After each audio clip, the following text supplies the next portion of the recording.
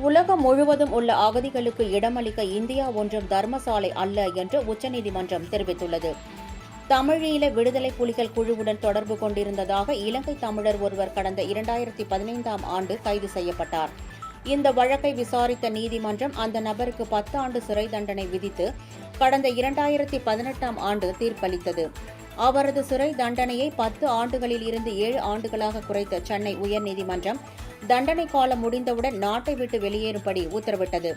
கடந்த 3 ஆண்டுகளாக அகதிகள் முகாமில் தடுத்து வைக்கப்பட்டிருந்த அந்த நபர் இலங்கைக்கு திரும்பினால் தனது உயிருக்கு அச்சுறுத்தல் இருப்பதாகவும், எனவே தன்னை இலங்கைக்கு நாடு கடத்தப்படுவதை தடுத்து நிறுத்த கோரியும் உச்சநீதிமன்றத்தில் மனு தாக்கல் செய்திருந்தார். இந்த மனுவை விசாரித்த உச்சநீதிமன்ற நீதிபதிகள் தீபங்கர் தத்தா மற்றும் நீதிபதி கே. வினோத் சந்திரன் ஆகியோர் அடங்கிய அமர்வு 140 கோடி மக்கள் தொகையுடன் போராடிக் கொண்டிருப்பதாக தெரிவித்தனர். இந்தியா எல்லா இடங்களிலிருந்தும் வரும் வெளிநாட்டினரை மகிழ்விக்கக்கூடிய தர்மசாலை அல்ல என்றும், இங்கே குடியேற என்ன உரிமை இருக்கிறது என்றும் நீதிபதிகள் கேள்வி எழுப்பினர். இலங்கையில் உயிருக்கு ஆபத்து இருந்தால் வேறு நாட்டுக்கு செல்லுங்கள் என்று கூறி மனுவை தள்ளுபடி செய்து நீதிபதிகள் உத்தரவிட்டனர்.